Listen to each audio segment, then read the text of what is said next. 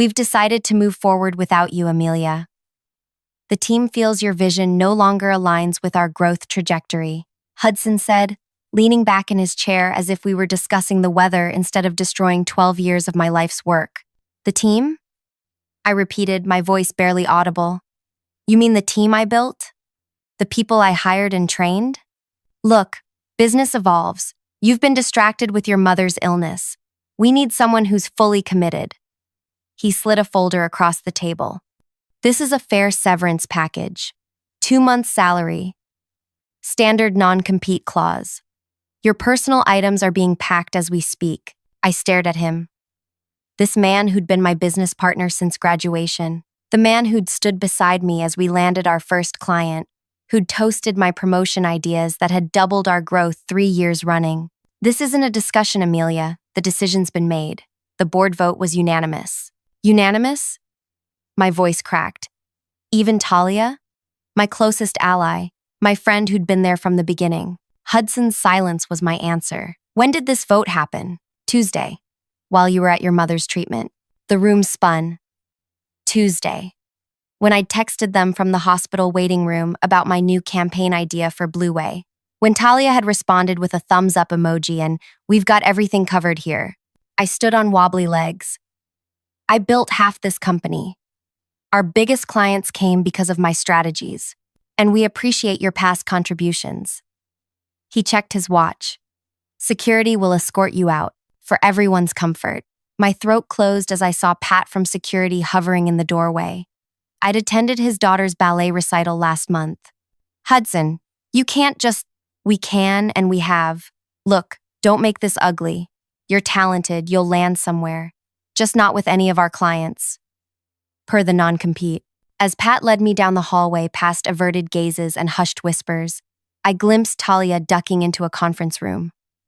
Our eyes met for half a second before she looked away. Through the glass walls, I saw them waiting. Hudson, Ren, and Brielle, my former partners, sitting together with champagne flutes in hand.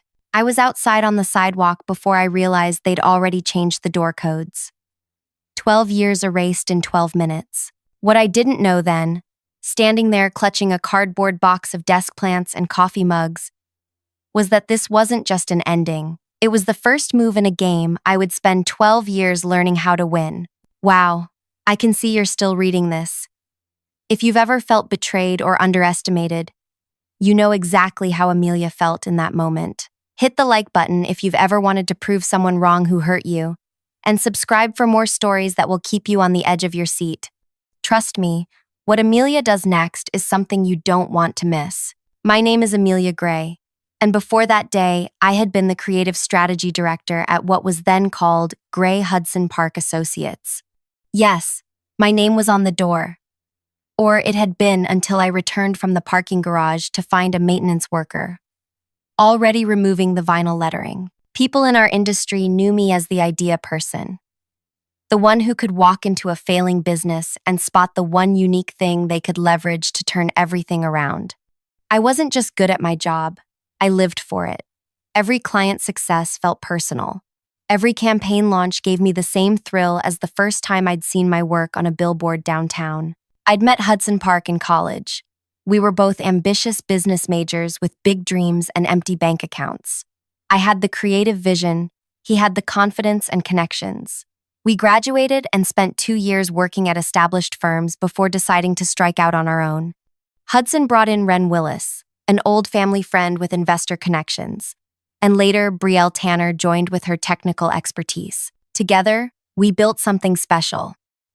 Our boutique business strategy firm quickly developed a reputation for transforming struggling companies into success stories. By year 5, we had a waiting list of clients and a team of 20 talented people working under us. My specialties were retail and hospitality, businesses where customer experience made all the difference. I developed a process that identified emotional connection points in customer journeys. When properly leveraged, these connections built fierce loyalty and word-of-mouth growth that no advertising budget could match. The signs of trouble started small. Meetings rescheduled when I was supposed to present. Client emails mysteriously rerouted to Hudson's inbox instead of mine. Comments about my unconventional approaches that had once been compliments now delivered with slight frowns. Then my mother got sick. Aggressive cancer, the kind that doesn't wait for convenient timing. I started flying to Arizona every other weekend for her treatments. I worked remotely, joining meetings through video calls from hospital waiting rooms, working on proposals until 3 a.m. after spending days at her bedside. Take the time you need, Hudson had said. Family comes first. I believed him. That was my first mistake. After being escorted from the building, I called Talia immediately. Her voicemail picked up. I tried her personal number. Straight to voicemail. I texted, "What happened? Please talk to me." 3 hours later, her response, "I'm sorry. It wasn't personal. They said if I didn't vote with them, I'd be next." I spent that night in shock, sitting on my apartment floor, surrounded by framed awards our firm had won based on my campaigns. The next morning, I pulled myself together and called our biggest client, Andover Retail Group. "I'm sorry, Amelia," their marketing director said awkwardly. "We've been informed that Hudson will be handling our account moving forward." I tried another client, then another. Same response each time. By week's end, I'd updated my resume and begun applying for positions at other firms. I had an impressive portfolio and industry recognition. Finding a new job would be straightforward, or so I thought. The first interview went well until the final question. "Just curious, why did you leave Gray Hudson Park?" I gave a diplomatic answer about seeking new challenges. The interviewer nodded, but I never heard back. This pattern repeated 6 times at 6 different companies. On the 7th interview, with a small agency downtown, the owner was more direct. "Look, Amelia, your work is outstanding, but I got a call yesterday. Hudson Park said you violated client confidentiality agreements and attempted to poach clients on your way out. He said hiring you would be a liability." My stomach lurched. "That's completely false." She shrugged sympathetically. "Maybe, but this industry runs on relationships and reputation. I can't risk it. I can't risk it." That night, I discovered they'd contacted every major player in the regional business community. The message was clear. Amelia Gray is poison. Don't touch her. I sold my car first, then my designer clothes on resale apps. I downgraded from my downtown apartment to a tiny studio in the outskirts. I took contract work under the table, helping small businesses too small to be on my former partner's radar. Months turned into a year. I watched from the sidelines as my former company continued using my strategies. They even won an award for a campaign concept I'd developed before they pushed me out. In the acceptance photos, Hudson held the trophy while Brielle and Ren beamed beside him. No mention of where the idea originated. My mother died 18 months after I was forced out. At her funeral, standing alone as distant relatives offered awkward condolences, I realized I'd reached my lowest point. I had no career, dwindling savings, and now I'd lost the only person who'd always believed in me. That night in my cheap motel room near the funeral home, something shifted inside me. I was done being a victim. If the big agencies wouldn't hire me, I'd build something new, something they couldn't touch. I started with the smallest clients possible, local businesses too tiny for my former partners to notice or care about. A family-owned bakery struggling to compete with chain stores. A childcare center trying to fill enrollment gaps. I worked for trade, bread, free babysitting hours while I used their office space after hours. I created a new approach, focusing on community connection points that big agencies overlooked. The bakery started hosting monthly events, showcasing local artists, becoming a neighborhood hub. The childcare center partnered with senior centers for intergenerational programs that drew media attention. Slowly, carefully, I rebuilt. A coffee shop owner who loved my work referred me to his brother who owned 3 car washes. Success there led to a small regional chain of pet supply stores. I operated under the radar, never taking credit publicly, building a network of business owners who shared one thing. They'd all been ignored by larger agencies like my former firm. 5 years after being pushed out, I was making enough to rent a small office space. I hired my first employee, Danny, a recent graduate with brilliant ideas but no industry connections. I recognized myself in her hunger to prove herself. "Why are we calling it New Vision Partners?" she asked on her first day. "Why not use your name? You're the reason clients come to us. If you also." I showed her the non-compete clause I'd signed under duress. "For 2 more years, I can't openly compete with them using my name. Besides, this isn't about me anymore. It's about building something better." 7 years in, we had 5 employees and a growing reputation among small to mid-sized businesses. Our approach, focusing on authentic community connections and emotional customer experiences, was generating results that traditional advertising couldn't match. Then came the pivotal moment, the one that would eventually bring everything full circle. A regional retailer with 30 locations was struggling against online competition. Their marketing director had worked with me years before at a different company, before the Blacklisting. She remembered my work and reached out secretly.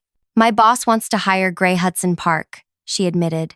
"They handle all our competitors, but I told him I know someone better. It was our biggest opportunity yet. If we succeeded, other mid-sized companies would notice. If we failed, my former partners would make sure everyone heard about it. We need this account," Danny said during our strategy session. "But their budget expectations are based on what they'd pay Gray Hudson Park. Then we'll deliver twice the value at the same price," I decided. "We'll show them what real innovation looks like." We worked around the clock for 2 weeks preparing our proposal. The morning of the presentation, I received a text from an unknown number. "Hudson found out you're pitching to Regional Retail Group. He's meeting with their CEO right now." I froze, staring at my phone. After all these years, they were still working to destroy me. "Everything okay?" Danny asked, noticing my expression. I showed her the message. "They're trying to cut us off before we can even present. Can they still do that? After all this time?" I took a deep breath. "Let's find out." We arrived at Regional Retail Group's headquarters 30 minutes early. In the lobby bathroom, I splashed water on my face and stared at my reflection. The woman looking back had changed from the one who'd been escorted from her own company 12 years ago. Hardship had sharpened me. Struggle had strengthened me. As we approached the reception desk, I saw them through the glass conference room doors. Hudson, Brielle, and Wren, laughing with Regional's executive team like old friends. Hudson happened to glance up, his smile freezing when he spotted me. For a moment, I considered walking away. They had connections, resources, a 30-person team. We had 5 people working out of a converted warehouse space, but they didn't have what mattered most: genuine innovation. For years, they'd been recycling my old ideas, making minor adjustments to strategies I'd developed before they pushed me out. I straightened my spine and approached the receptionist. "Amelia Gray and team from New Vision Partners. We have a presentation scheduled." Hudson was already striding toward us, hand extended, face arranged in a practiced expression of surprise. "Amelia, what an unexpected pleasure. It's been too long." Behind that smile, I saw something new in his eyes. Fear. "Hudson," I replied, not taking his hand. "I didn't realize you'd be here. Our meeting with Regional starts in 20 minutes. "Yes, well." He glanced back at the conference room where Brielle and Wren were now standing, watching us. We were just wrapping up, old friends catching up. The regional marketing director approached, looking uncomfortable. "Amelia, I'm sorry. I should have told you. When the executive team heard we were considering your proposal, they wanted to hear from Gray Hudson Park as well." Hudson's smile widened. "It's only fair to compare options. Although I'm curious what kind of operation you're running these days, Amelia. Something small and specialized, I assume." The condescension in his voice ignited something in me. 12 years of being sidelined, erased, and undermined crystallized into perfect clarity. "Actually, Hudson, we specialize in results. Speaking of which, how's the Hargrove campaign going? I heard their sales are down 20% since you took over." His smile faltered. Hargrove had been a loyal client of mine before the ouster. Under my guidance, they'd seen double-digit growth for 3 consecutive years. Market fluctuations, he said dismissively. They're repositioning, of course. And Westway Hospitality? Still having trouble with customer retention? A muscle twitched in his jaw. These were public struggles his firm was having, carefully tracked by industry watchers. Clients that had thrived under my leadership were now underperforming under theirs. We should catch up sometime, Amelia. For old time's sake, he said, clearly trying to end the conversation. We're catching up right now, I replied pleasantly. Unless you need to leave? I understand large agencies like yours have so many clients to juggle. Quality must be difficult to maintain at that scale. The regional CEO approached, hand extended. Ms. Gray? I'm Alex Torres. I've heard interesting things about your approach. Hudson tried to interject, but Torres continued. We've been with Gray Hudson Park for our digital campaigns, but our results have plateaued. Your reputation with community-centered strategies caught my attention. Thank you for the opportunity, I said, ignoring Hudson's darkening expression. We're excited to share our vision. I'm looking forward to it, Torres replied. We're actually running ahead of schedule. Would you be ready to present now? I smiled. Absolutely. As we followed Torres toward the conference room, Hudson stepped in beside me, voice low. This is cute, Amelia. Playing the underdog. But don't embarrass yourself. These people need scale and resources that your little operation can't provide.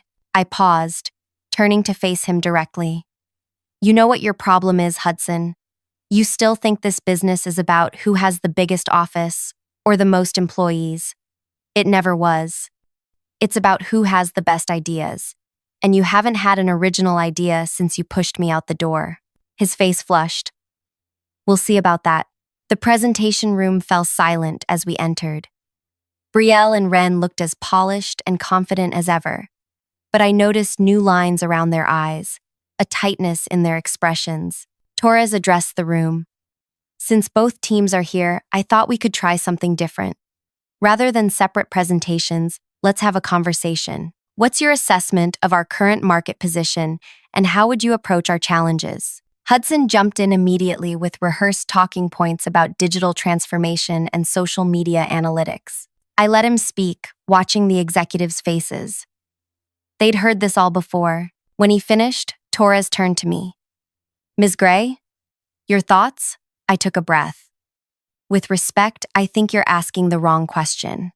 Your market position isn't the problem. It's your connection with your customers. I pulled out my phone and showed them photos I'd taken in 3 of their stores. I visited 12 of your locations last week. In each one, I asked regular customers what made them choose your stores over competitors or online options. Not a single person mentioned your prices or your products. The executives leaned forward as I continued. They talked about Tony at your downtown location, who remembers everyone's names. They mentioned the community board at your West Side store, where local events are featured. They talked about how your South County manager helped a customer find a special order item from a competitor when you didn't carry it. One executive nodded. That's Paula. She's been with us 15 years. Exactly. Your competitive advantage isn't your products or prices. It's your people and your place in the community.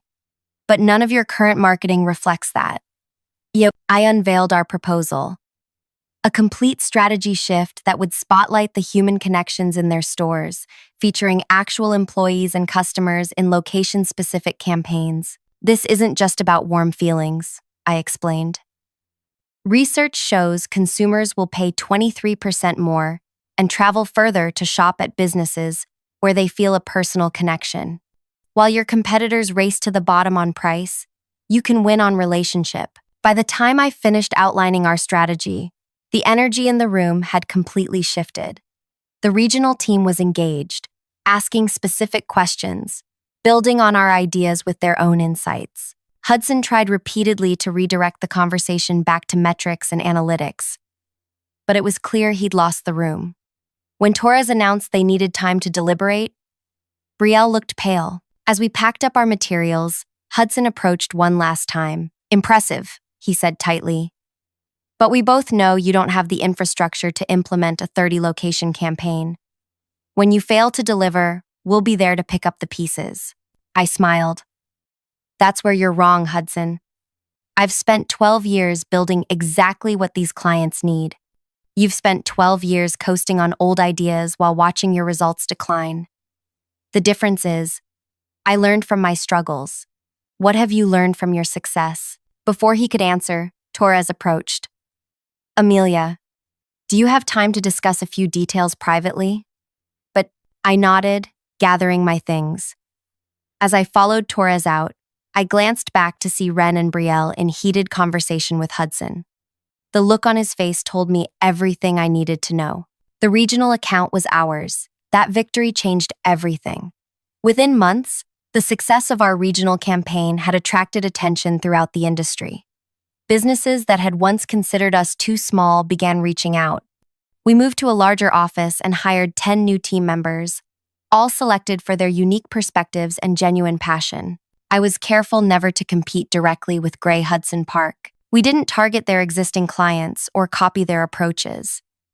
Instead, we created an entirely new model that made their methods look increasingly outdated. Our reputation grew. Business journals wrote about the new vision approach to community-centered marketing. I was invited to speak at conferences and universities. Always, I deflected personal attention to focus on our work and our team. Then came the opportunity that would change everything.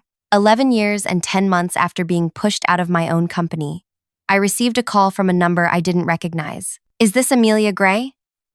The voice was unfamiliar. Yes, who's calling? My name is Jamie Wheeler.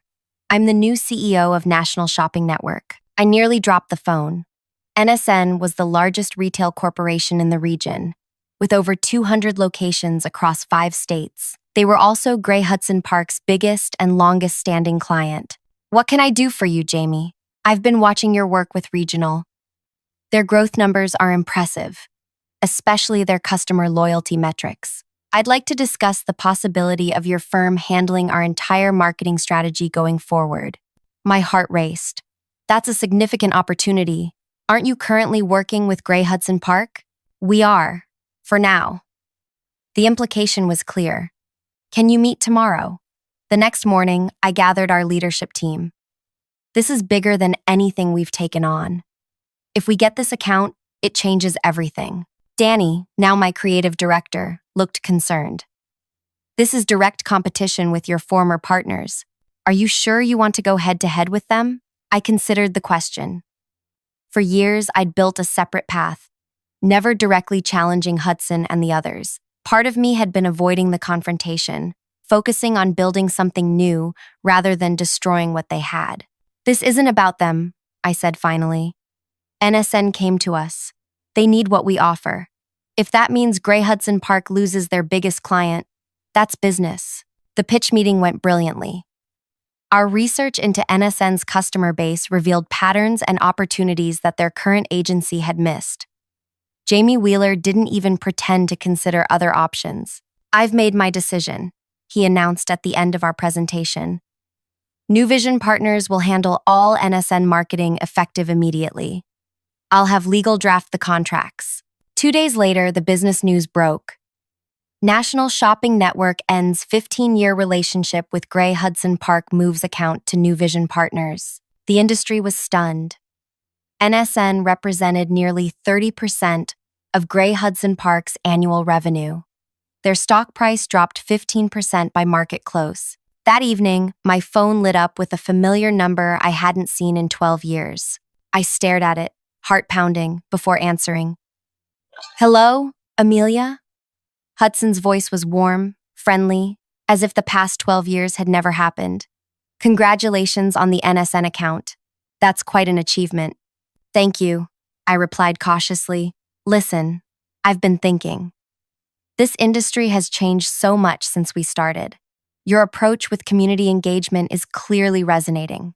Our methods with data analytics and scale still have value. Have you ever considered the potential of joining forces again? I nearly laughed out loud. Joining forces? A merger. Your vision, our infrastructure. We could dominate the market together. Like we always planned. That's an interesting proposal, I said, keeping my voice neutral. Why now? He chuckled, the sound hollow. Let's be honest. We both have something the other needs. You've built an impressive boutique operation with a fresh approach. We have the established client base and operational capacity. Together, we'd be unstoppable. What he wasn't saying. They were bleeding clients and needed my innovation to survive. I'd need to discuss this with my leadership team, I said. Can we meet next week? Absolutely. How about lunch on Monday? The four of us. You, me, Ren, and Brielle. For old time's sake. Make it a formal meeting at our office, I countered. If we're discussing a potential merger, I want my team involved from the beginning. So, he hesitated only briefly. Of course. Tuesday at 10? Perfect. After hanging up, I sat motionless, absorbing what had just happened. After 12 years of working to destroy my career, Hudson was now proposing a partnership, not because he valued me or regretted what they'd done, but because they needed what I had built. The question was, what would I do with this opportunity? For the first time in 12 years, I held all the cards. When I told my team about Hudson's merger proposal, their reactions ranged from disbelief to outrage. You can't seriously be considering this, Danny said, pacing around our conference room. These people destroyed your career, blacklisted you across the industry, and now that you're successful, they want to join forces. I'm not considering anything yet, I replied. I'm listening. There's a difference. Marco, our operations director, frowned. This feels like a trap. What's stopping them from absorbing our client relationships and then pushing you out again? Nothing, I acknowledged. Except this time, I'd be going in with my eyes open. Over the weekend, I received 3 calls from industry contacts. Hudson was apparently telling people the merger was practically finalized. He was positioning it as Gray Hudson Park acquiring New Vision partners, with me returning to the fold. By Monday morning, industry blogs were speculating about the potential merger. Our clients were calling, concerned about what it meant for their accounts. The narrative was already being shaped, not as equals coming together, but as the established player swallowing the upstart. Classic Hudson, I muttered, reviewing the articles. He's trying to pressure us by creating public expectation. Tuesday morning arrived with a flurry of activity. Our office had been meticulously prepared for the meeting. The conference room displayed case studies of our most successful campaigns, awards we'd won, and growth charts for our clients. At 9:58, the receptionist called up.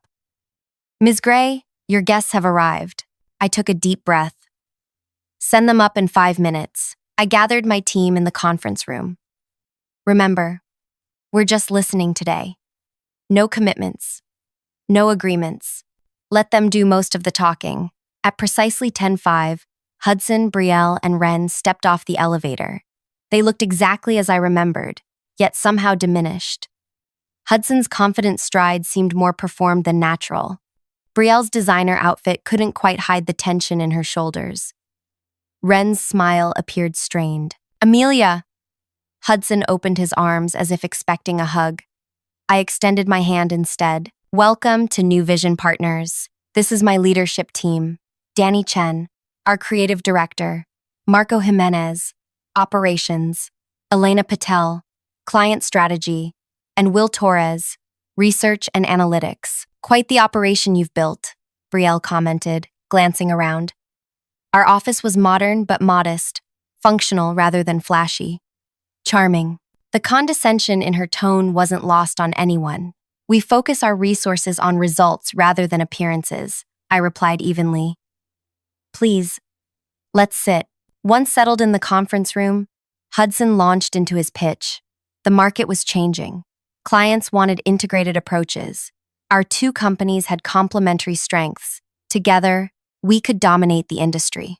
We're prepared to offer very favorable terms, he said, sliding a folder across the table. You'd have a significant leadership role in the combined entity, equity stake, compensation package. I didn't touch the folder.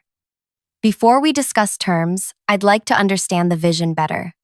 What exactly do you see each company contributing to this merger?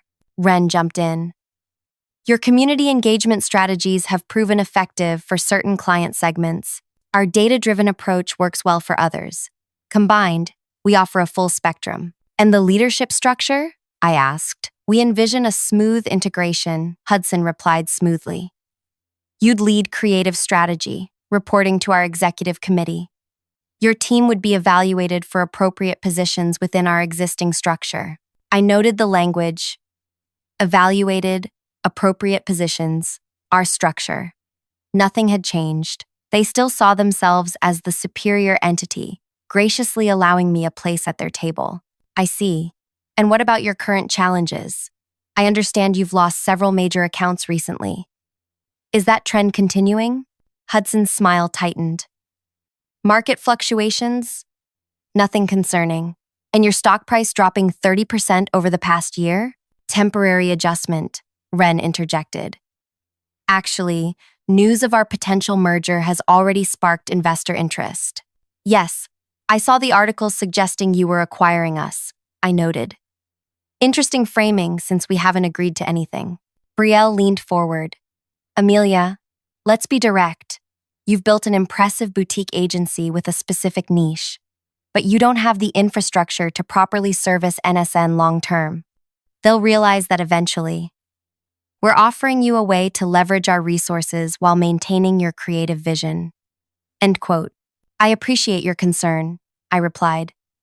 But NSN came to us specifically because they weren't satisfied with the results they were getting from your infrastructure. So I'm curious why you think combining our approaches would benefit either of us. Hudson's expression darkened momentarily before he forced another smile. Perhaps we should discuss this privately, Amelia. For old time's sake. My team stays, I said firmly. We make decisions together here. Fine. His tone shifted, becoming more direct. The truth is, this industry is consolidating. Smaller agencies are being absorbed or eliminated.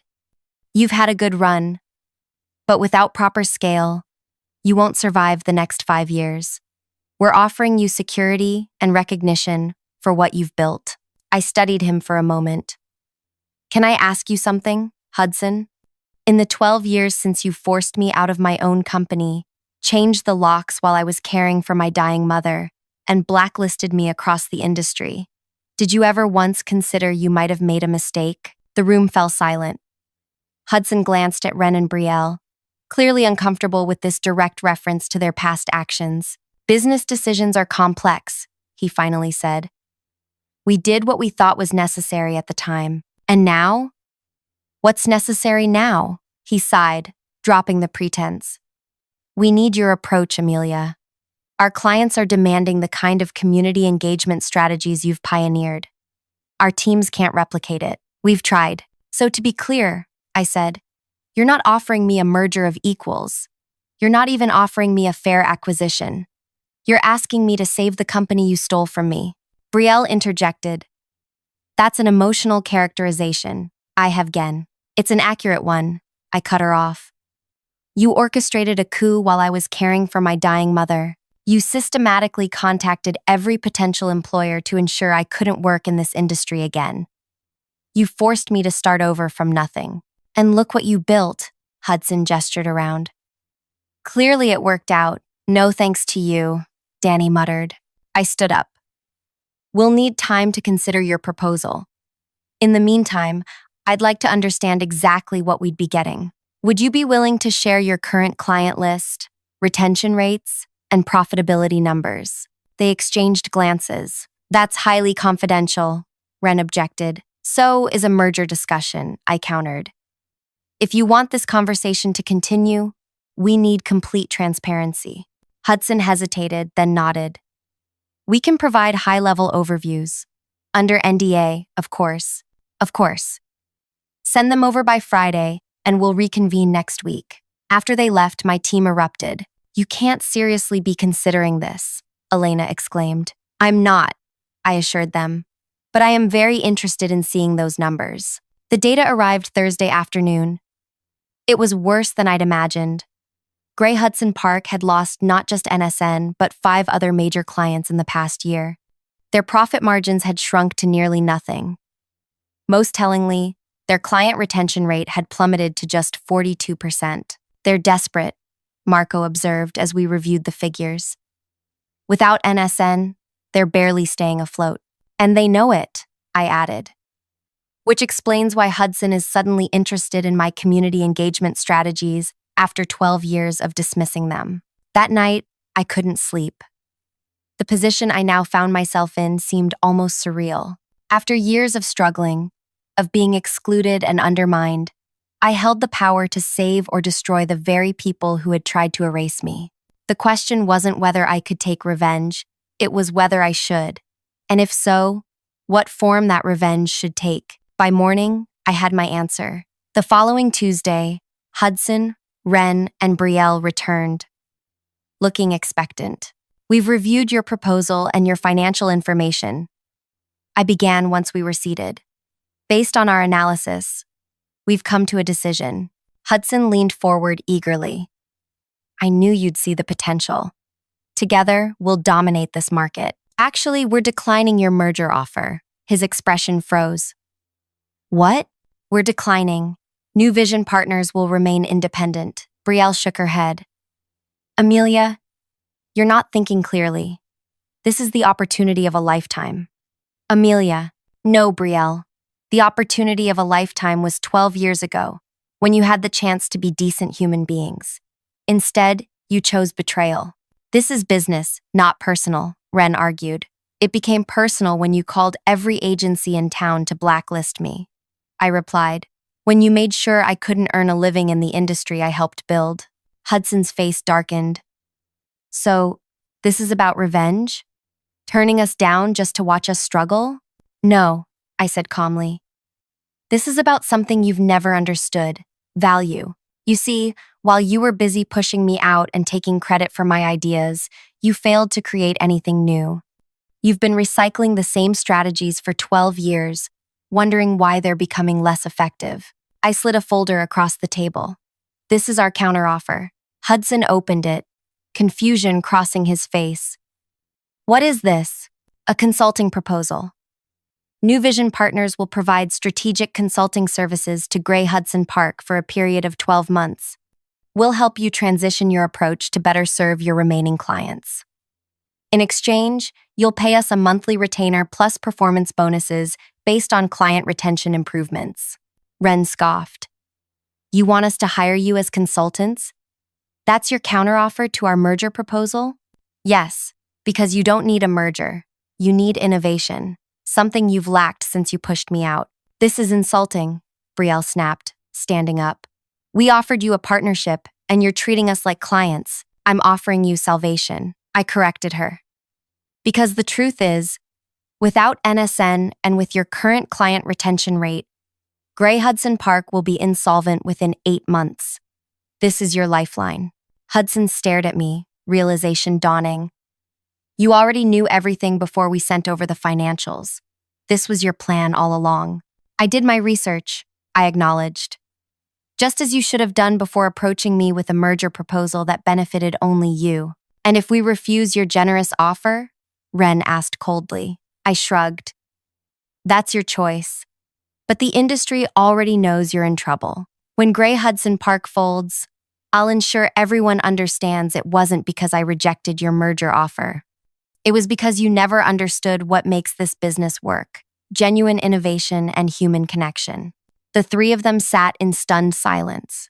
You've got 48 hours to decide, I said, standing up. Marco will show you out.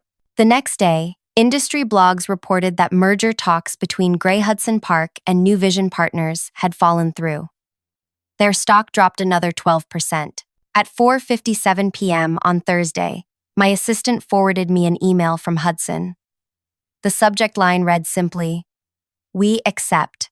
Over the next 12 months, New Vision partners transformed Gray Hudson Park's approach, teaching them the community engagement strategies I'd developed after being forced to start over.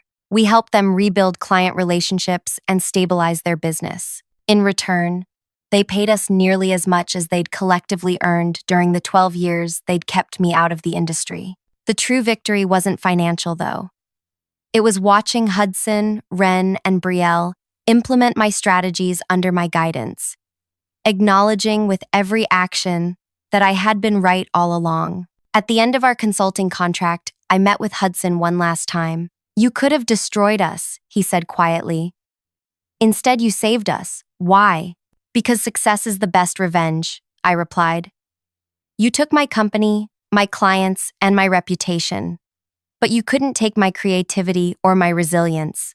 Forcing you to pay me to teach you what you threw away 12 years ago. That's justice." He nodded slowly. "For what it's worth, I'm sorry. I know.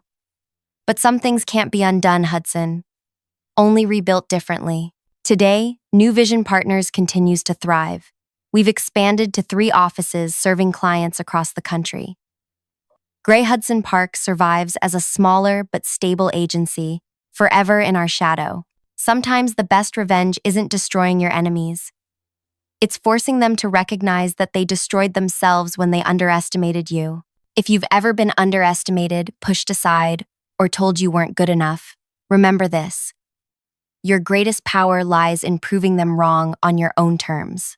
Like and subscribe if this story resonated with you, and share in the comments a time when you turned rejection into your greatest strength. Remember, success isn't just about winning. It's about redefining the game so completely that those who tried to exclude you end up following your lead.